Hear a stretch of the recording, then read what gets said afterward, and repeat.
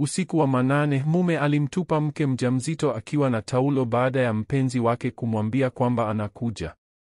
Usiku wa manane, mume wake alimvuta kutoka ndani ya nyumba akiwa na ujauzito miguuni pekee, amevaa taulo, kwa sababu mpenzi wake alijulisha kwamba anakuja. Usiku ulikuwa baridi, tumboni akiwa na mtoto, lakini alimtupa nje bila kutafakari. Je, unadhani kilichotokea kwa mwanamke aliyetendewa kwa ukatili kama huu? Hii ni hadithi ya mwanamke aliyetupwa kwa aibu, lakini alikubali yale yasiyoweza kufikirika na akaamka kutoka kwenye majivu aliyomwacha mume wake. Habari familia. Karibuni tena. Kabla ya kuanza, nina ombi dogo lakini la dhati. Tafadhali subscribe. Msaada wenu ndio unaoendeleza hadithi hizi. Kila unapobofya kifungo hicho, mnaisaidia kushirikisha sauti ambazo zingekosa kutambulika na hadithi ambazo zinastahili kusikika. Na kwenye maoni, tupe kujua mnapoangalia kutoka wapi, kwa sababu pamoja hatuambi hadithi tu, tunaweka matumaini hai. Majirani walidhani Ana alikuwa na kila kitu. Alikuwa na miezi 8 ya ujauzito, akiwa na uzuri wa aina ambayo ilifanya watu kusimama na kutabasamu. Mume wake Michael alikuwa mwanaume aliyetamaniwa na kila mtu. Mrembo, mwenye mafanikio, mvuto, na daima akijibu kwa tabasamu la heshima wanapomsalimia majirani. Kwa nje, nyumba yao ilikuwa kamilifu. Ilikuwa ni jumba kubwa lenye madirisha ya kioo, magari ya kifahari yakiwa yameegeshwa kwenye uwanja wa maegesho, na bustani iliyoonekana kama kitu kilichotoka kwenye jarida. Kwa wageni, Michael na Ana walikuwa wanandoa wa ndoto. Lakini nyuma ya milango hiyo mikubwa, Ana aliishi hadithi tofauti. Jioni hiyo, Ana alisimama mbele ya kioo akigusagia tumbo lake lililokuwa na mimba. Mtoto aligusa na kwa muda mfupi alitabasamu. Alipeperusha midomo kwa sauti ya chini, kidogo tu mpenzi wangu, mama yupo. Kisha sauti ya Michael ilikatisha kimya chumba kama kisu. Kwa nini unasimama tu hapa? Je, unajua unavyoonekana? Ana alijitahidi kudhibiti machozi. Nilikuwa tu nini? Alikasirika. Unapoteza muda. Unatizamia tu uso wako kana kwamba wewe ni mtu wa kipekee. Angalia wewe, Ana. Umejaa pole. Je, unajua umefikia hatua gani? Tabasamu lake lilitoweka. Aliangalia chini, hisia za huzuni zikiwa zimejaa moyoni mwake. Michael hakuwahi kusimama. Alisema, ninafanya kazi kama mbwa kila siku ili niweze kukuleta kwenye maisha haya. Na wewe huwezi hata kudumisha muonekano wako. Unadhani watu hawakioni? Unadhani hawakuoni jinsi ulivyojaa? Unanionea aibu, Ana. Kila tunapokwenda unanionea aibu. Ana alimeza mate kwa nguvu, akijitahidi kutengeneza sauti ya kujitetea. Pole, Michael. Alijibu kwa baridi, pole haitabadilisha jinsi ulivyo mchafu. Alishika koti lake kutoka kwenye kiti. Mungu, wakati mwingine najiuliza jinsi nilivyokuwa na wewe. Alitembea akitoka, akiacha harufu ya manukato yake na mchoro wa aibu nyuma yake. Alipofunga mlango wa mbele, Ana alikalia kando ya kitanda na kushikilia mikono yake kwenye tumbo lake. Aliyasema kwa mtoto aliye tumboni, usisikilize maneno yake.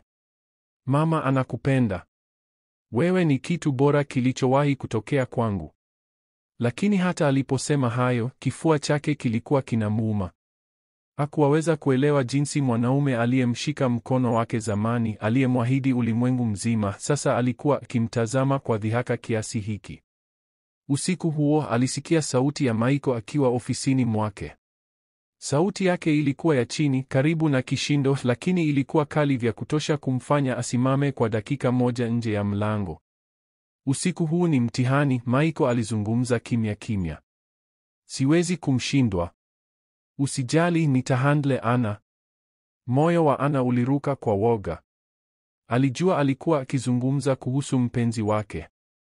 Alijua alisemacho ni siri kubwa. Alijua kuna jambo alilokuwa akificha, lakini alijikuta akijiambia kuwa ni biashara tu. Alijua Michael alikuwa na mambo mengi kichwani mwake. Alijua mpenzi wake alikuwa akifanya kazi na wateja wake na ingeweza kuwa kuhusu fedha. Alijua ni suala la kazi tu. Lakini alijua kwa furaha na hofu, kuna kitu kilichozunguka kwa siri kilikuwa kinamchoma. Alijua licha ya kujiona kwamba ni biashara, hisia zilikuwa za kutisha. Asubuhi iliyofuata, uso wake ulikuwa umejaa tabasamu lenye harufu nzuri. Michael alisimama kwenye uwanja wa nyumba akiwa amevalia sidiria na koti, akiwapa salamu majirani walipokuwa wanapita.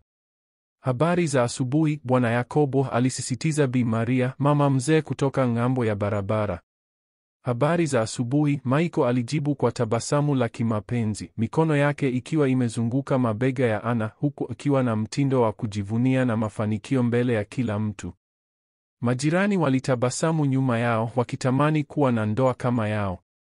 Walijua Michael kama mwanaume mwenye sifa nzuri. Lakini alijua wakiwa ndani ya nyumba, Anna alikuwa akivutwa na mkono wake. Alikuwa na mikono thabiti ya kumshikilia kwa makini, akiwa akizikata maneno na kumwambia, simama vizuri ukiwa nje. Unataka watu wafikiri kuwa nimeshughulika na mwanamke mnyonge? Anna alitabasamu, lakini ndani alijua maneno haya aliyoambiwa na mume wake hayakuwa sawa. Aliangalia chini kwa aibu. Usiku huo walifanya sherehe ya chakula cha jioni. Chumba chao kilijaa taa za dhahabu, muziki ukichezwa kwa upole na wageni wakicheka wakisherehekea kwa glasi za divai. Michael alikuwa katikati ya umakini, akiwaambia hadithi za mafanikio yake kwenye biashara. Kila mara alikamata mkono wa Anna au kumgusa shavuni. Wakati mwingine alisema mmoja wa wanawake akimshangilia, Michael, wewe ni gentleman wa kweli. Anna alilazimika kutabasamu, huku akijua kuwa Michael alikuwa akijivunia mbele ya wageni, akijaribu kumwonyesha kwa huruma na upendo, lakini japo alikuwa na mtindo wa kupendeza, hakumjali kabisa Anna alipokuwa akishikiliwa kwa udhalimu. Licha ya tabasamu la kujivunia, kila alipotoka mbele ya wageni, Michael alijua ni nini kilikuwa kinamtokea. Anna alijua alifanya jitihada, lakini maneno aliyosema Michael alikuwa akifanya, kila mara alikuwa akimkejeli na kumdhalilisha. Anaweza kusema anajitahidi kwa furaha, lakini alikuwa akishindwa kila wakati. Usiku huo walifanya sherehe ya chakula cha jioni. Chumba chao kilijaa taa za dhahabu, muziki ukichezwa kwa upole na wageni wakicheka wakisherehekea kwa glasi za divai. Michael alikuwa katikati ya umakini, akiwaambia hadithi za mafanikio yake kwenye biashara. Kila mara alikamata mkono wa Anna au kumgusa shavuni. Wakati mwingine alisema mmoja wa wanawake akimshangilia, Michael, wewe ni gentleman wa kweli. Anna alilazimika kutabasamu, huku akijua kuwa Michael alikuwa akijivunia mbele ya wageni, akijaribu kumwonyesha kwa huruma na upendo, lakini japo alikuwa na mtindo wa kupendeza, hakumjali kabisa Anna alipokuwa akishikiliwa kwa udhalimu. Licha ya tabasamu la kujivunia, kila alipotoka mbele ya wageni, Michael alijua ni nini kilikuwa kinamtokea. Anna alijua alifanya jitihada, lakini maneno aliyosema Michael alikuwa akifanya, kila mara alikuwa akimkejeli na kumdhalilisha. Anaweza kusema anajitahidi kwa furaha, lakini alikuwa akishindwa kila wakati. Wakati wageni waliondoka, hali iligeuka haraka. Michael alifunga mlango na kugeukia Anna. Je, umesikia vile ulivyoongea usiku huu? Ulikuwa unashindwa hata kuendesha mazungumzo, umekaa tu kama ng'ombe aliyepotea. Unajua jinsi hiyo inavyonifedhehesha? Anna alijikaza kutafakari, akijua kwamba kila neno la Michael lilikuwa likimdhihaki. Nilijitahidi, alijibu kwa upole. Jukumu lako ni kukaa tu na kuwa na muonekano mzuri.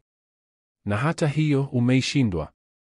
Ulikuwa unashika tumbo lako kila wakati kana kwamba unataka umakini wa kila mtu. Hakuna anayejali kwamba una ujauzito, Anna. Acha kujifanya kana kwamba hiyo ni mafanikio. Midomo ya Anna ilitetemeka, lakini alikaa kimya. Michael aliondoka na kusema kwa baridi, kesho chunga mdomo wako. Utaendelea kuniona aibu. Anna alikwenda juu peke yake, mabega yake yakijawa na uzito wa maneno aliyosikia, mwili wake ukiumia, sio kutokana na ujauzito tu, bali kutokana na maneno aliyosema Michael kila siku. Kwa dunia, Michael alikuwa mume kamili. Kwake yeye alikuwa mgeni mwenye maneno makali na macho baridi. Na ingawa hakuwa na uhakika bado, siri aliyosikia ikisemwa na Maiko kuhusu mtihani alikuwa akisema ilikuwa ikielekeza kumharibu kabisa. Asubuhi iliyofuata Ana alijiamsha kabla ya mapambo ya asubuhi. Mwili wake ulikuwa umechoka, mgongo ukiwa unauma kutokana na uzito wa tumbo lake, lakini alishuka chini kuandaa kifungua kinywa. Alijua labda ikiwa atafanya kila kitu kwa usahihi, Maiko atakuwa na kipengele kidogo cha kupinga. Alipika mayai aliyoyapenda, toast na kahawa yake ya giza. Maiko alishuka akivaa shati safi, akiwa anatafuta simu yake. Hakumtazama hata Ana. Alikalia akakunywa kahawa yake na alikuna uso wake. "Hii ni kahawa yako?" Ana alisema kwa upole. "Ni dhaifu," alisema Maiko akitelekeza kikombe kando. "Hata unajua jinsi ninavyopenda." Alishusha miguu yake chini kwa hasira. "Tumekaa pamoja kwa miaka mingi na bado huwezi kuifanya ipate sawa." Alizidi kuongea, "Unakaa tu na kuwa mzigo. Mwanamke mwingine angeua ili kuwa kwenye nafasi yako. Lakini hapa uko, unashindwa hata vitu rahisi." "Pole," Ana alijibu kwa sauti nyembamba. "Unasema pole kila wakati," Maiko alijibu kwa hasira. "Pole haitabadilisha ukweli kuwa wewe ni bure. Mungu, angalia wewe. Unatembea kwenye nyumba hii kama mzigo nilioomba." Ana alikata meno kwa nguvu akijaribu kujizuia kulia. Alijua alitaka kupiga kelele kujitetea, lakini maneno yalikwama kwenye koo lake. Baada ya muda alijaribu kumpigia simu. "Maiko," alisema kwa upole kwenye simu. "Nilikuwa na wazo labda tukae pamoja kwa chakula cha jioni leo. Sisi wawili tu. Kumekuwa na muda." Alihamasika kwa matumaini kidogo, lakini aliweza kusikia kicheko cha dhihaka. "Chakula cha jioni na wewe?" Sauti yake ilijaa dhihaka. "Kwa nini?" "Ili nikae mbele ya uso wako uliojaa na kisha nijidai kuwa napenda." "Usijidanganye, Ana. Nina mipango ya kweli leo." Simu ilikatika. Ana alikaa kwenye kiti kando ya kitanda, akishikilia simu kama vile ingeweza kuwa nzito sana. Alimwambia mtoto aliye tumboni, "Usijali," alisema kwa sauti kidogo, meno yake yakikuna kwa baridi. "Mama bado yupo. Mama ni imara. Tutakuwa sawa." Lakini hata aliposema hivyo, machozi yalitiririka kutoka kwenye macho yake. Jioni hiyo alisikia mlango wa mbele ukifunguliwa. Maiko alikuwa amerudi nyumbani usiku, akionja harufu ya manukato ya gharama kubwa ambayo hayakuwa yake. "Ulikuwa wapi?" Ana alimuuliza kimya kimya. Aliangusha funguo zake mezani akimtazama kwa hasira. "Huwezi kuniuliza maswali. Je, unakubaliana?" Ana alijibu kwa woga. "Nilikuwa na wasiwasi, Maiko." Alijikuta akikaribia, akimwangalia Ana kwa macho yaliyojaa hasira. "Wewe si mama yangu, Ana. Acha kujifanya kwamba una haki ya kujua ni wapi na ni nani nione. Wewe si kitu zaidi ya mzigo katika nyumba hii." Mikono ya Ana ilitetemeka. "Maiko, mimi ni mke wako," alisema kwa sauti ya kutetemeka. Alicheka kwa baridi. "Mke? Usijidanganye. Wewe ni mwanamke niliyemoa tu. Kama ningejua ungevua hivi, ningeoa mtu mwingine bora." Maneno yake yalikata kama kisu, yakiwa na uchungu kuliko maumivu ya mwili. Usiku mbili baadaye walihudhuria mkusanyiko mwingine, huu ukiwa nyumbani kwa rafiki tajiri. Ana alikuwa amevaa gauni la buluu la kawaida, mojawapo ya nguo chache zilizofaa kutokana na tumbo lake linalokuwa. "Unatoka na hiyo?" Maiko alicheka kabla ya kutoka. "Hii ni nguo pekee inayoniwezesha kuifaa sasa," Ana alijibu kwa huzuni. "Pathetic," alisema Maiko kwa dhihaka, akiongeza, "Jaribu kutokuleta aibu usiku huu."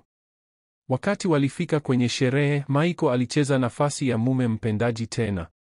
Aliweka mkono wake karibu na Ana, akimvua kiti chake, akimwekea maji. Wageni walitabasamu na kusema, "Bwana Maiko ni gentleman wa kweli." Lakini kila wakati Ana alipokaribia kumshukuru, aliona mikono ya Michael ikiwa imeshikilia mkono wake kwa nguvu, na kwa meno yaliyoshikamana alisikika akisema, usiongee isipokuwa mtu akikuuza kitu. Unasikia? Ana alitabasamu kimya kimya, akiwa na maumivu moyoni, lakini alijua kwamba alikuwa akifanya kadri ya uwezo wake. Walipokuwa wakiwa nyumbani, Michael aliondoa sura yake ya upole, akasema kwa hasira, ulionekana kijinga usiku huu, alisema Michael akiondoa koti lake. Ulikuwa umekaa tu kama ng'ombe, kula sana, ukigusagusa tumbo lako kila dakika 5. Je, uliona macho ya watu walivyokutazama? Ana alijibu kwa sauti ya kutetemeka, hakuna aliyeyasema. Kwa hakika hawakusema. Walikuwa na heshima, lakini mimi naliahidi nimeona. Nahisi kila kitu. Unaniongoza chini, Ana. Je, unakubaliana na hilo? Unaharibu picha yangu na sitaki wewe uharibifu wangu. Alimwacha akielekea juu, akimwacha Ana akiwa peke yake kwenye chumba cha kuishi. Ana alikalia kwenye kiti kwa huzuni, mikono yake ikiwa inashikilia tumbo lake na moyo wake ukiwa umejaa maumivu. Alikumbuka maneno ya Michael akiwa na mikono ya kumshikilia kwa nguvu. Kwa nje alikuwa mume kamili, lakini kwa ndani alikuwa mgeni aliyejaa dhihaka. Baadaye Ana alienda juu, alijua kwamba aliondoka kwa huzuni kwa kutolewa na mume wake, lakini alipokuwa akifanya hiyo, hakufahamu atachukua hatua gani kutoka hapo. Hata alipokuwa peke yake na huzuni, alijua kuwa mwili wake ulikuwa na nguvu za kuishi. Usiku mwingine alijua kuwa alikuwa amekata tamaa, lakini aliweza kuanza kujitetea tena. Usiku mwingine alijua kuwa alikuwa amekata tamaa, lakini aliweza kuanza kujitetea tena. Alijua kwamba licha ya yote aliyokuwa akiyapitia, alikuwa na nguvu ya kupigania. Alikuwa amefika mbali, lakini bado alikuwa na matumaini kwa ajili ya mtoto wake. Alijua kwamba alijitahidi, lakini alijua pia kwamba ilikuwa ni wakati wa kupambana na mume wake aliyekuwa akimnyanyasa kwa kila njia. Ana alikalia kitandani akifungulia macho yake na kutafakari. Alikuwa amezoea kuona picha za Michael akiwa na tabasamu la uongo, akijifanya kuwa mume bora, lakini ndani alijua alikuwa akificha unyama wake. Alijua kwamba aliishi kwenye jumba la kifahari, lakini alikuwa amejaa uchungu na aibu kwa kila siku aliyoishi na Michael. Michael alijua jinsi alivyomdhihaki, lakini Ana alijua kwamba alikuwa na nguvu ya kushinda. Aliwaza kuwa mtoto wake angekuwa na nguvu ya kumsaidia, na wakati huo angeweza kumwadhibu. Alikuwa na makosa ya kisheria, lakini alijua kuwa alikuwa na haki ya kupigania kile alichostahili. Aliamua kuchukua hatua. Alijua kuwa siku moja ataweza kusimama tena. Alijua kuwa Michael alijivunia na mtindo wa maisha yake ya kifahari, lakini Ana alijua kwamba alikuwa akitafuta faraja kutoka kwa Vanessa, mpenzi wake. Alijua kuwa yeye alikuwa mke wake halali, lakini alikuwa amekalia kipande cha maumivu. Aliishi kwenye kivuli cha ukimya, akiwa na maumivu ya kila siku. Alijua kuwa alikuwa na familia yake nyuma yake, na Margaret, bibi yake, alivyokuwa alikusudia kumsaidia kujenga maisha yake upya. Alikuwa na msukumo wa kuweza kufanya jambo kubwa. Katika safari yake ya mabadiliko, Ana alijua kuwa ni muhimu kusimama na kusema ukweli. Alijua kuwa alikuwa akichukizwa na hali aliyo nayo, lakini alijua pia kuwa alikusudia kutengeneza maisha bora kwa mtoto wake. Wakati alipokumbuka usiku ule alivyokuwa ametupwa nje na Michael, alijua kwamba alikosea kumwacha. Alikosea kumchukulia kama mzigo. Alijua kuwa alikuwa amedhihakiwa, lakini alijua kwamba siku moja atapata haki. Asubuhi moja Ana alijiamsha mapema, akijua kuwa alikuwa amejaa uchungu, lakini alijua kwamba alikuwa na nguvu ya kuendelea. Alikuwa amepitia mambo mengi, lakini alijua kwamba alikuwa na furaha ya mtoto wake tumboni, na hiyo ndiyo ilikuwa nguvu yake. Alikuwa na familia yake nyuma yake, na Margaret alikuwapo kumsaidia kuamka tena kutoka kwenye vumbi la aibu. Alijua alilozungukwa na watu wazuri waliotaka kumsaidia, na kwa mara ya kwanza alijisikia akiwa na nguvu ya kweli. Alijua kuwa siku moja atakuwa na uwezo wa kumshinda Michael. Alijua kuwa alijivunia sana kuwa na mtoto wake, na alijua kuwa mtoto huyo alikuwa atakuwa na maisha bora. Ana alijua kuwa alikuwa na haki ya kuchukua nafasi yake katika dunia hii na alikusudia kushinda. Alijua kuwa alikosewa kwa kila hatua, lakini alijua kuwa alikuwa na nafasi ya kupigania haki yake. Alijua kuwa Michael alijivunia na maisha yake ya kifahari, lakini Ana alijua kuwa alikuwa na kipaji cha ujasiri. Alijua kuwa siku moja atakuwa na nguvu ya kumshinda kwa sababu alikuwa na haki ya kuwa na furaha, na alijua kwamba maisha yake yanaweza kuwa bora zaidi. Ana alijua kwamba safari hii haikuwa rahisi, lakini alijua kwamba alikuwa na familia yake nyuma yake. Alijua kuwa Michael alikuwa amemwacha kwenye njia ya mateso, lakini alijua kuwa yeye alikuwa na haki ya kurudi nyuma na kuponya maumivu yaliyosababishwa na huyu mwanaume.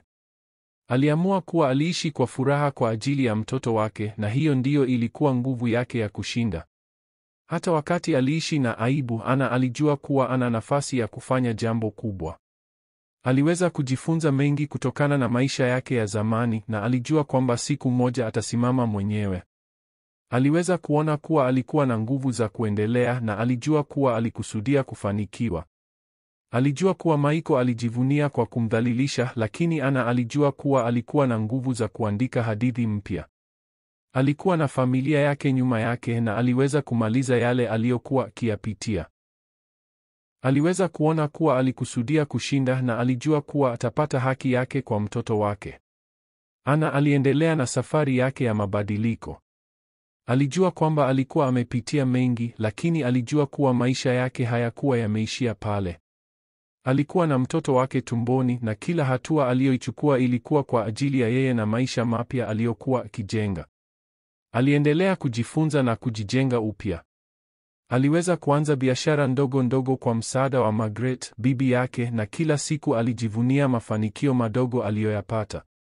Alijua kwamba hakukuwa na haraka, lakini alikuwa na imani.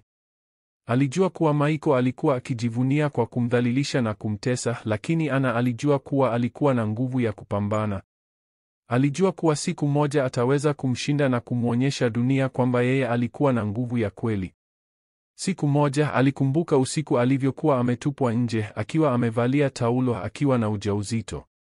Aliweza kuona kwa macho ya roho yake jinsi alivyokuwa amedhalilishwa, lakini alijua kuwa hiyo ilikuwa mwanzo wa kumaliza maumivu aliyokuwa akipitia. Aliweza kufikiria na kujua kuwa hadithi yake ingekuwa ya kushangaza, na dunia ingeona jinsi alivyokuwa amekubaliana na hali aliyo nayo. Ana alijua kuwa hakukuwa na hatia kwenye kile alichokuwa akifanya. Alijua kuwa alikuwa na haki ya kujijenga upya na kuishi maisha bora. Aliweza kujivunia yale aliyokuwa akiyafanya kwa ajili ya mtoto wake, na alijua kuwa alikusudia kuwa na familia yenye furaha na imara. Muda ulivyopita, Ana alikuwa akiwa na nguvu zaidi. Aliweza kujenga biashara yake mwenyewe kwa bidii na kujitolea. Aliweza kuona mafanikio ya haraka, na alijivunia kuwa sehemu ya familia ya Margaret. Alikuwa akifanya kazi ya kushinda na kujivunia kila hatua aliyoichukua. Aliweza kuona watoto wa wateja wake wakicheka kwa furaha, na alijua kuwa alikusudia kushinda kila kitu kilichomlazimisha kuteseka. Alijua kuwa siku moja atapata haki yake. Alijua kuwa kila hatua aliyochukua ilimfanya kuwa mtu imara zaidi. Alijua kuwa aliweza kuishi maisha ya furaha na upendo kwa mtoto wake, na alikuwa na matumaini ya kila siku. Wakati uliendelea kupita, Ana aliweza kuwa mtu imara kwa ajili ya familia yake. Alijua kuwa kila kitu alichokuwa akikipitia kilikuwa ni sehemu ya safari yake ya kujijenga upya. Alijua kuwa alikuwa ameshinda, na alijivunia kila hatua aliyochukua. Alijua kuwa kila kitu kilikuwa kilichokuwa kikimfundisha kuwa mtu mwenye nguvu, na alikuwa amekuwa mchumba wa nguvu, akijivunia maisha aliyokuwa akiyajenga. Usiku ulikuwa mzito na kimya. Nje, mitaa ilikuwa tupu, taa za barabarani zikitupa vivuli virefu juu ya mtaa mtulivu. Ndani ya jumba lao, taa bado ziliwaka. Ana alikaa kwenye kochi, mikono yake ikiegemea juu ya tumbo lake lililojaa. Mtoto alijigeuza tumboni, akamsukuma mbavuni. Alinong'ona kwa upole, tumebakiza kidogo, mwanangu. Wiki chache tu. Amani yake ikavunjika ghafla mlango wa mbele ulipofunguliwa bila taarifa. Maiko akaingia na nyuma yake akafuata mwanamke mrefu aliyevaa gauni jekundu, visigino vyake vikipiga kelele juu ya sakafu ya marumaru. Manukato yake yalijaa hewani, makali na matamu, yakikata utulivu wa chumba. Moyo wa Ana ukazama. Hakuhitaji utambulisho. Alijua mara moja huyu ndiye yule aliyemsikia akitajwa kwa sauti ya chini. Mwanamke akatabasamu kwa baridi, tabasamu la dharau. Kwa hiyo huyu ndiye mke? Taya ya Maiko ikajikaza. Vanessa si hapa. Macho ya Vanessa yakatembea juu, chini, yakatua kwenye tumbo la Ana. Akacheka kidogo. Hukuniambia yuko hivi mkubwa? Mungu wangu, anaonekana mwenye huzuni. Midomo ya Ana ikatetemeka, lakini sauti ikashindwa kutoka. Maiko akamtupia jicho kali. Usikae tu kama bubu. Simama umsalimie. Ana akainuka taratibu, nyayo zake peku zikizama kwenye zulia. Mwili wake ulikuwa mzito, pumzi zikimkatika. Shikamoo, akasema kwa upole, akilazimisha neno lipite kooni. Vanessa akapindua shingo. Mpole. Inapendeza. Lakini Maiko, unajua tulivyokubaliana. Akavuka mikono kifuani. Ukinitaka, yeye anatoka leo usiku. Macho ya Ana yakapanuka. Nini? Maiko hakumwangalia. Alimtazama Vanessa. Una uhakika? Tabasamu la Vanessa likawa gumu. Sishiriki. Sina mke mjamzito. Sina mtu yeyote. Ukinitaka nikae maishani mwako, Maiko, yeye anaondoka sasa hivi. Chumba kikaanza kugeuka mbele ya macho ya Ana. Akajikokota mbele akishika tumbo. Maiko, tafadhali. Ana maana gani? Kweli utanyamaza, Ana? Maiko akakata kwa ukali kama mjeledi. Unadhani una sauti kwenye hili? Wewe si kitu. Umenivuta chini kwa miezi, nimechoka. Machozi yakamjaa. Lakini mimi ni mke wako. Nambeba mtoto wako. Maiko akacheka kwa baridi. Usinikumbushe. Hicho ndicho kitu pekee ulichowahi kufanya. Kupata mimba na kukaa hapa kama mzigo. Vanessa akatabasamu kwa dharau akikaribia. Ni dhaifu, Maiko. Muone tu, amevaa ile nguo ya usiku iliyochakaa, anaomba. Unataka kweli jina lako lifungamanishwe na hiki? Ana akamgeukia Maiko, sauti ikitetemeka. Usifanye hivi tafadhali. Nimesimama nawe kila hatua. Sijawahi kulalamika. Nakupenda penzi langu. Maiko akatabasamu kwa dharau. Upendo wako umenipa nini? Aibu tupu. Vanessa pekee ndiye ananifanya nihisi hai. Maneno hayo yakampondeka Ana. Ardhi ikamsogea. Maiko, sauti yake ikapasuka, usinitupe. Si hivi. Lakini uamuzi wake ulikuwa tayari. Macho yake yalikuwa baridi, matupu. Akamshika mkono kwa nguvu. Toka. Ana akapumua kwa mshangao. Nini? Ni usiku wa manane. Nitaenda wapi? Sijali, Maiko akatema. Utanitia aibu mbele ya Vanessa. Unaondoka leo. Akamvuta kuelekea ngazi. Ana akashika mpini wa ngazi akijaribu kujizuia. Tafadhali, Maiko. Hata sijavaa. Basi ondoka ulivyo. Akamvuta kwa nguvu. Taulo lililotundikwa ukutani akalinyakua na kumsukumia. Hili hapa. Jifunike nalo kama unajali.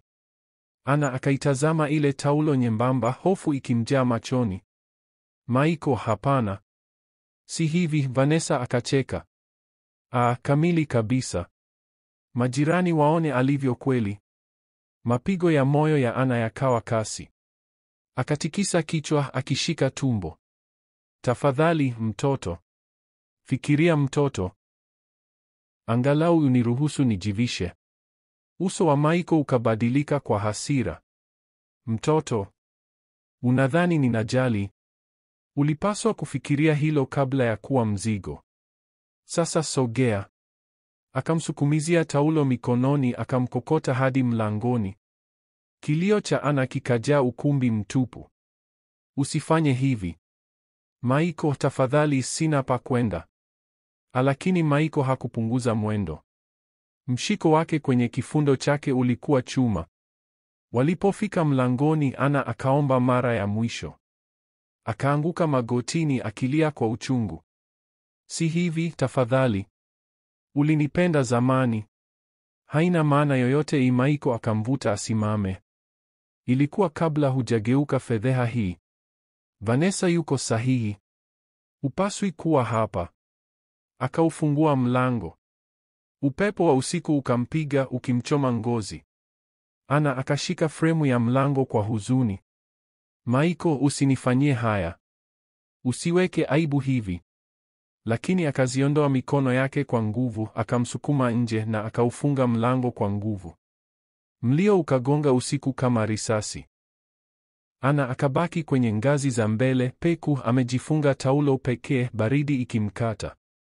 Tumbo lake likatetemeka kila alipovuta pumzi. Ndani akasikia kicheko chepesi cha kikatili cha Vanessa na sauti ya Maiko ya chini na ya kuridhika. Hatimaye ameondoka. Ana akayumba nyuma hatua moja, machozi yakimtiririka. Ubaridi wa usiku, udhaifu wa mwili, moyo uliopasuka, taa za madirishani kwa majirani zikaangaza.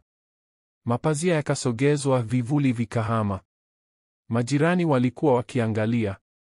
Wakaona amesimama pale, mjamzito, peku, amejifunika taulo. Minong'ono ikaanza. Ana akizidiwa na aibu isiyoelezeka, akaanguka kwenye ngazi baridi akishika tumbo. Akanong'ona kupitia kwikwi, sauti ikivunja kimya cha usiku. Sitaisahau usiku huu. Ubaridi ukamkumbatia kama barafu. Nyayo zake zikalalia mawe makavu. Taulo ikamshika dhaifu kwenye mwili unaotetemeka, na tumbo lake lililovimba likapanda likashuka kwa pumzi zinazoogopa. Akajiuliza, aliwezaje kufanya hivi? Mtu niliyemwamini, niliyempenda, angenitupa kama taka. Akainua kichwa polepole, akaona harakati upande wa pili wa barabara. Pazia likasogezwa, jingine tena. Nyumba ziliamka. Nyuma ya vioo, vivuli vikakaribia. Sauti za kunong'ona zikapepetwa na upepo. Huyo si Ana. Anafanya nini nje namna hii? Ni mjamzito Mungu. Yuko na taulo tu. Moyo wake ukajikaza. Aibu ikachoma kali kuliko baridi. Akakaza taulo kifuani, lakini hakuna kilichoweza kufunika ukweli, ametupwa na mumewe. Mlango ukachepuka kidogo nyuma yake. Ana akageuka, tumaini likiwaka, labda Maiko amebadili nia. Lakini hakuwa Maiko. Alikuwa Vanessa. Alisimama mlangoni, gauni jekundu liking'aa kwenye mwanga wa dhahabu, mikono kifua, akitabasamu kwa ushindi. Akategemea mlezi wa mlango kwa ulegevu, macho yakimchanganua anatoka juu hadi chini. Aisee, wa kuhurumiwa, Vanessa akapurutika. Tazama ulivyo hapa nje kwenye baridi kama paka wa mtaani. Unajitambua unavyoonekana wa kusikitisha. Midomo ya Ana ikatetemeka. Tafadhali Vanessa. Sijakutendea jambo lolote. Tafadhali usifanye hivi. Nambeba mtoto wake. Vanessa akatabasamu kwa upole wa dharau. Ndiyo hasa tatizo. Sishiriki. Maiko ni wangu sasa. Wewe ni kumbukumbu tu. Machozi yakamlemaza Ana. Nilimpenda. Na umeishia wapi? Vanessa akakata. Umetupwa peku, umevaa taulo kama mwombaji. Huwezi tena kuitwa mke wake, Ana. Wewe ni bure. Akacheka kwa sauti kali, akarudi ndani, akaufunga mlango kwa nguvu, hukumu ya mwisho. Ana akaanguka magotini juu ya mawe baridi. Taulo ikateleza kidogo, akajikaza kuirudisha kifuani, akilia bila kujizuia. Tumboni kukashtuka, uchungu wa uvimbe ukienea polepole. Akamnong'oneza mtoto tumboni, sauti ikitetemeka, usiogope. Mama yupo. Mama hataruhusu, anatuangamiza. Si milele. Si kwa njia hii. Mtoto akasogea kana kwamba kujibu. Akajaribu kuinuka, miguu ikakataa. Akasujudu tena, mkono ukigonga mlango kana kwamba Maiko angemsikia bado. Maiko akalia taratibu. Usiniachie hapa nje. Sina pa kwenda. Nambeba mtoto wako. Ndani kulikuwa na kicheko kilichopoozwa na kuta, sauti ya dhihaka ya Vanessa, sauti nzito ya Maiko ikiungana. Hakuwa tu amemfunga nje ya nyumba, amemfunga nje ya maisha yake. Minong'ono ya mtaa ikaongezeka. Sauti ya mwanaume mbali ikavuma kirahisi, lazima ametenda baya, ndiyo maana kamtupa hivyo. Mwingine akajibu, au labda ndivyo alivyo, hatukujua yaliyokuwa nyuma ya hizo milango. Ana akazama uso mikononi. Kila minong'ono ilikuwa kisu kingine moyoni. Sio tu kwamba Maiko alimdhalilisha, amemfanya onesho la kutazamwa na ulimwengu. Muda ukaonekana kusimama. Baridi ikaongezeka. Mwili ukatetemeka, lakini machozi yakapungua polepole. Akatazama chini, moyo wake ukiwa ganzi. Akapepeta maneno kimya kimya, kiapo ambacho kisingemwacha milele. Sitaisahau usiku huu. Sauti ikapasuka, lakini kiapo kikabaki wazi. Aibu hii, maumivu haya, nitayabeba na siku moja nitaibuka. Akashika tumbo kwa nguvu.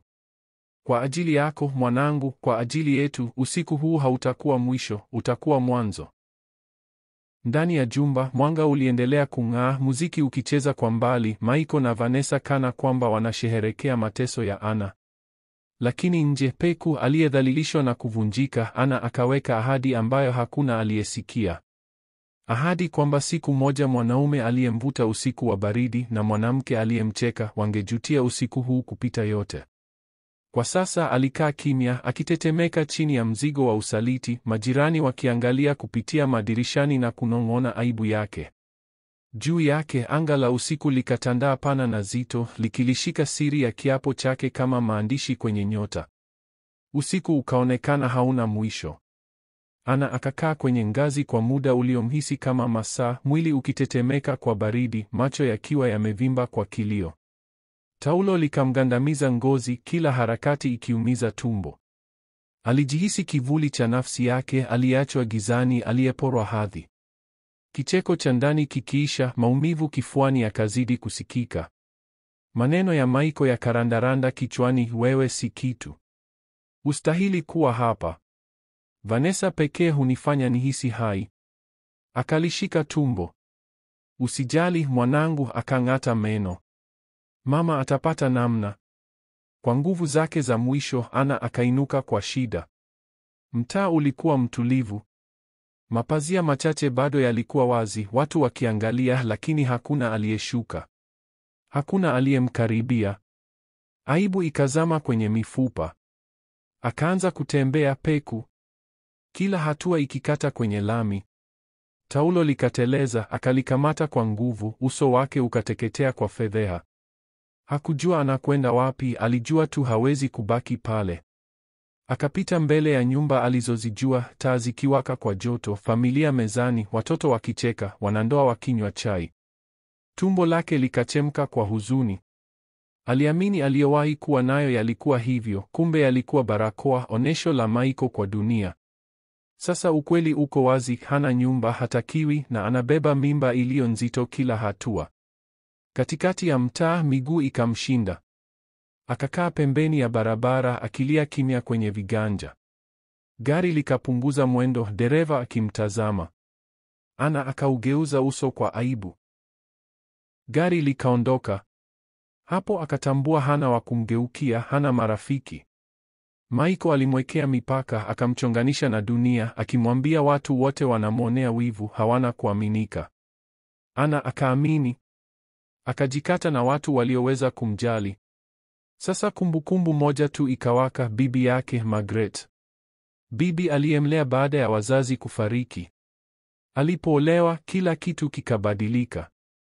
Maiko alimuita Margaret wa mawazo ya kizamani, anayejishughulisha kupita kiasi, akadai anamkosea heshima. Polepole akamvuta Ana mbali na bibi. Lakini usiku huu, akiwa baridi na kuvunjika, uso wa bibi ukamjia, madoa ya uso, macho makali, na jinsi alivyokuwa akimshika mkono na kusema, usijisahau mwanangu. Ana akatembea hatua baada ya hatua zenye uchungu, akitoka kwenye mtaa wa matajiri kuelekea upande wa chini wa jiji ambako bibi yake bado aliishi. Ilimchukua masaa. Alfajiri ilipoanza kuchomoza, akasimama mbele ya nyumba ndogo ya mbao, rangi ikichunika, paa likisujudu. Ndege wakiimba, wakiudhi majonzi yake kwa nyimbo zao za asubuhi. Akagonga kwa udhaifu. Mlango ukafunguka. Margaret akasimama amejifunga gauni la zamani, nywele zake za kijivu zikifungwa nyuma. Macho yake makali yakapanuka alipomwona Ana peku amejifunga taulo, tumbo zito, uso umejaa machozi. Mungu wangu, Margaret akanong'ona. Ana. Sauti ya Ana ikapasuka. Bibi, bila maneno zaidi, Margaret akamvuta ndani. Akamfunika blanketi, akamweka kwenye kiti. Nini kimetokea mwanangu? Nani amekufanyia haya? Sauti ya Margaret ikatetemeka, hasira na huruma zikigongana. Ana akalia, Michael amenitupa usiku wa manane. Alisema mimi ni bure. Amemchagua yeye. Uso wa Margaret ukawa mgumu. Yeye? Vanessa, Ana akabembeleza mpenzi wake. Taya ya Margaret ikajikaza. Nilijua siku ya kwanza, majivuno yalikuwa machoni pake. Ulikuwa kipofu kwa mapenzi. Ana akafunika uso. Nilidhani ananipenda. Nimeweka kila kitu. Sasa sina chochote, nyumba, pesa, chochote. Margaret akapiga magoti kando yake, akashika mikono yake kwa nguvu. Sikiliza mwanangu.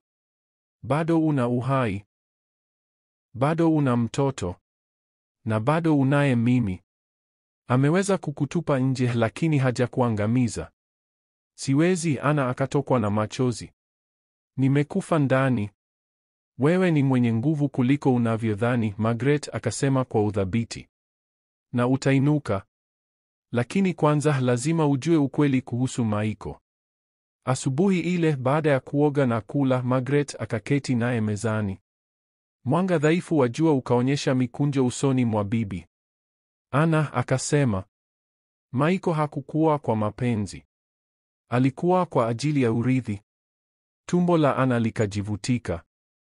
Urithi? Ndiyo. Baba yako alikuachia zaidi ya nyumba, hisa, hati fungani na mali kwa jina lako. Ulipokuwa mdogo, Michael alikushawishi usaini karatasi za kumpa mamlaka, power of attorney, mlipoana. Nilikuonya, hukusikia. Hakuwahi kupenda moyo wako, aliutaka urithi wako. Ana akatikisa kichwa, hapana, Michael hawezi. Margaret akatua jalada la nyaraka juu ya meza. Ameshafanya. Nimekuwa nikifuatilia. Nilimwajiri wakili miaka iliyopita kwa tahadhari.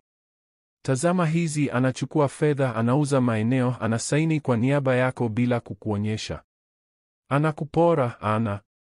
Mikono ya Ana ikatetemeka alipochukua karatasi. Machozi yakamjaa. Amenisaliti kila namna. Ndiyo, Margaret akasema kwa ukali. Na kuna zaidi.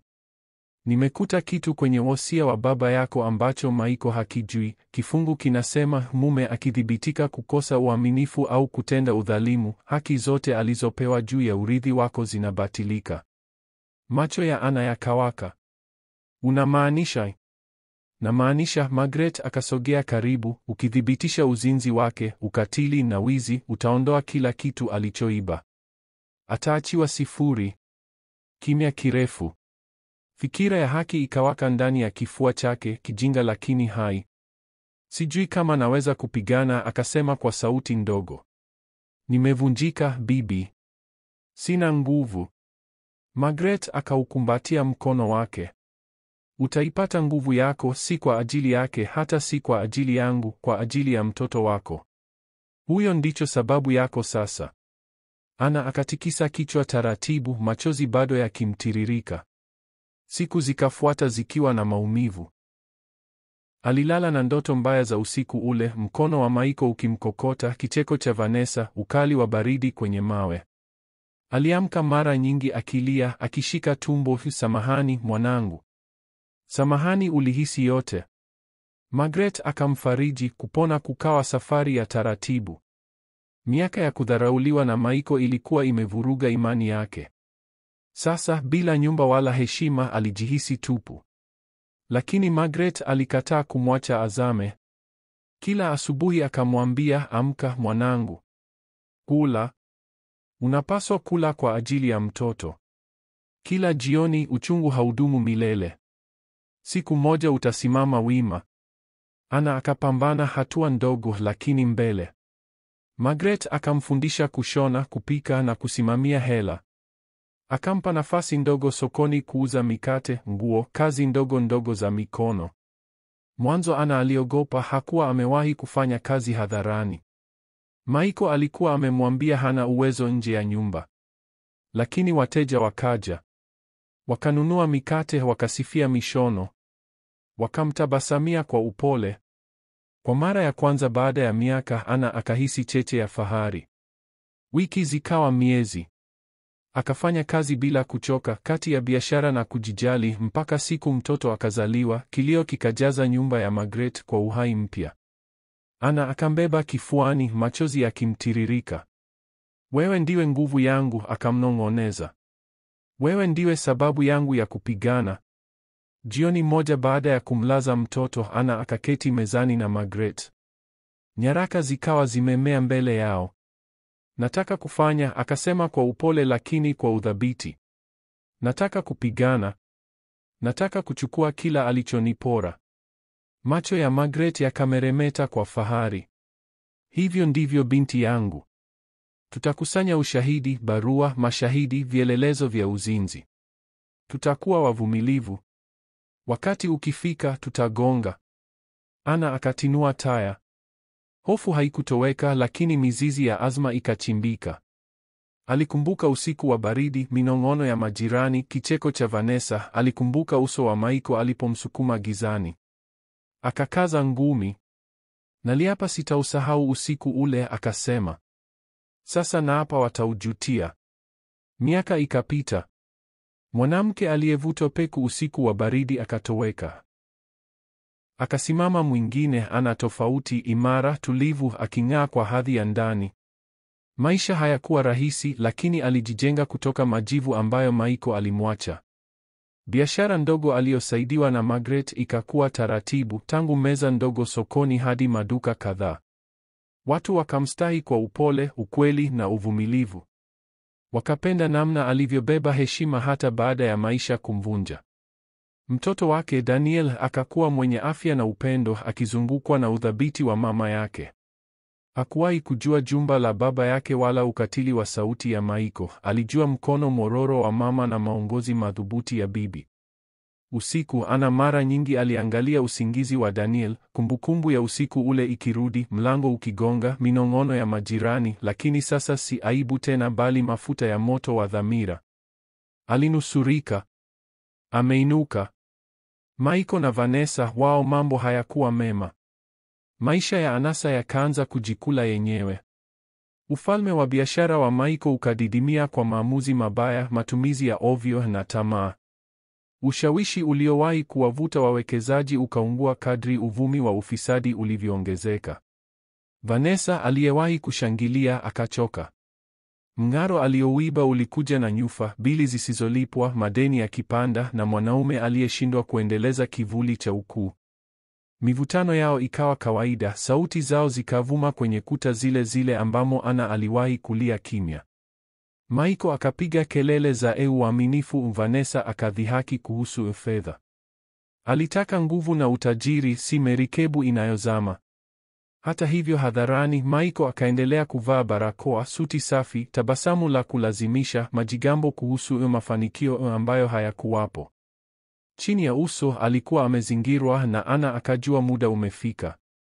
Usiku wa hafla kuu, gala, ulikuwa wa fahari kuliko nyingi. Tukio kubwa la kijamii la jiji. Wanasiasa, wafanyabiashara, watu mashuhuri na wanahabari wakajaa ukumbini wa dhahabu wa hoteli, ukumbi unaofanana na wa Kilimanjaro Asia Cliff jijini Dar es Salaam. Kwa kejeli, hoteli bado ilibeba jina la Michael, ingawa uvumi ulisema ilikuwa karibu kushikwa na wadai. Taa za chandalia zikaangaza, glasi zikagongana, muziki ukatembea hewani. Michael akaingia, Vanessa akining'inia mkononi. Alivaa tena gauni jekundu, lulu zake zilionekana kung'aa lakini zimeazimwa. Tabasamu lake halikufika machoni. Nywele za Michael sasa zimechuruka weupe, macho yamechoka lakini kichwa kimesimama juu, akijaribu kulinda taswira. Ukumbi ukamkaribisha kwa sauti za chini, lakini minong'ono ikamfuata pia. Hisi kampuni yake iko matatani. Nimesikia wawekezaji wake wamejitoa. Michael akapuuzia, akanyosha tai, akiamini angegomboa kwa mvuto kama kawaida. Kisha hewa ya ukumbi ikabadilika. Midomo ikatoa sauti za mshangao, vichwa vikageuka kuelekea ngazi kuu. Anna alikuwa pale, akiwa amevaa gauni refu la samawati iliyochangamka, rahisi lakini maridadi, almasi chache zikimetameta shingoni.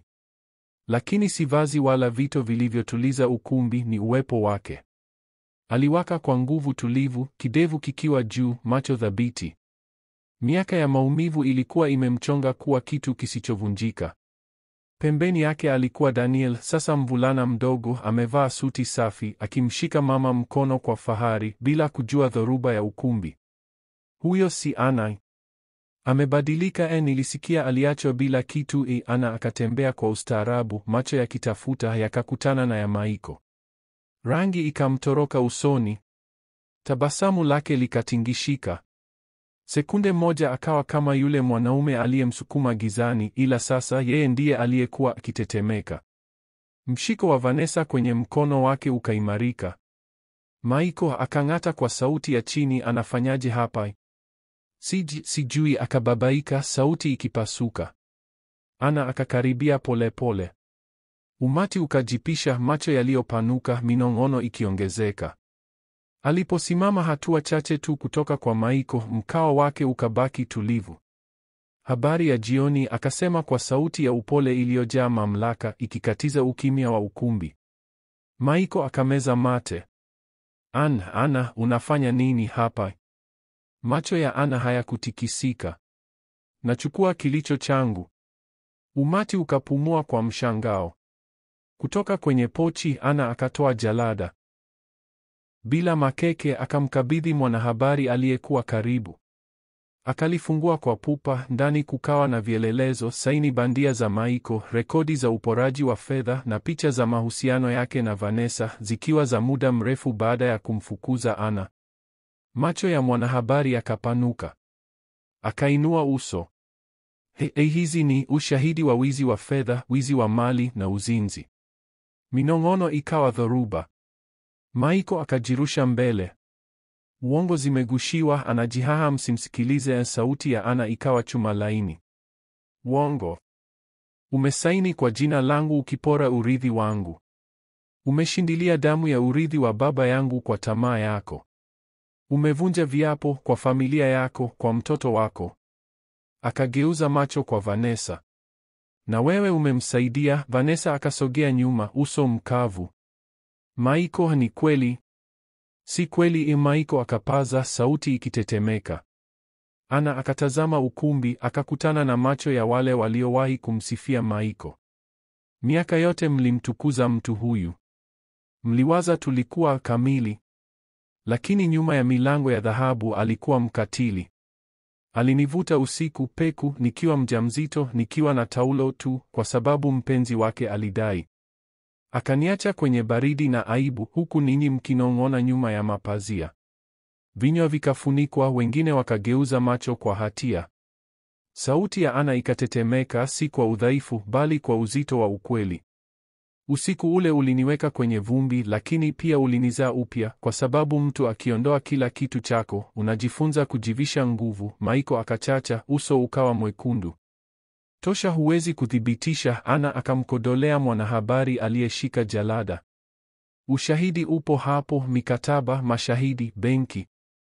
Mawakili wangu wana nakala. Usiku huu ni mwanzo tu. Mwanahabari akatabasamu kwa upande. Hili litakuwa habari kuu asubuhi. Vanessa akauachia mkono wa Michael kwa pupa. Umenidanganya, akatema, sumu ikiingia kwenye sauti. Ulisema wewe haugusiki, kwamba kila kitu ni chako. Michael akaanza kupepesa mikono. Vanessa, usifanye, lakini yeye akacheka kwa uchungu. Unadhani nitazama pamoja na wewe? Nilikaa kwa ajili ya mali, Michael, si mvuto wako. Na sasa huna chochote. Akatafuta njia, akatembea akipiga visigino, akamwacha, hakutazama nyuma. Ukumbi ukalipuka, wengine wakamcheka Michael, wengine wakamlaumu, wengi wakamgeukia Ana, makofi yakaanza taratibu, kisha makubwa yakajaza ukumbi. Ana akabaki wima, mkono wa mwanawe mkononi, macho yake yakimtazama Michael. Alitetemeka, jasho likamchuruzika, kimo chake kikaporomoka. Kisha Ana akasema maneno yatakayomtesa milele, usiku ulionivua kila kitu, uliniongezea nguvu ya kumiliki nafsi yangu. Sauti yake ilikuwa tulivu, thabiti, ya mwisho. Michael akasogea nyuma, macho wazi, kinywa kikifunguka bila maneno. Barakoa aliyovaa kwa miaka ikapasuka hadharani. Ana akageuka, si kwa hasira bali kwa hadhi. Hakupiga kelele. Hakutukana. Hakuhitaji. Kimya chake, muonekano wake, vikawa hukumu kuu zaidi ya kisasi chochote. Akatembea kutoka ukumbini, mkono wa mwanawe mkononi, gauni likifuata kwa mwendo wa neema. Umati ukaangalia kwa mshangao, minong'ono yao sasa ni ya heshima. Amevuka. Ni hodari kuliko yeye milele. Ni mwanamke shupavu. Nyuma yake Michael akaanguka kwenye kiti, kichwa mikononi. Makofi ya Ana yakaendelea kungea, yakamzama kwenye aibu. Alipoteza kila kitu: utajiri, sifa, mpenzi, na baya zaidi, alishindwa na yule aliyemwita siafu. Akabaki pweke, mwenye fedheha na tupu, akibaki na kumbukumbu moja kuu: usiku ule, usiku aliyevuta mkewe kwenye baridi, akidhani hatainuka tena. Lakini Ana alikuwa ameibuka na hangeanguka tena.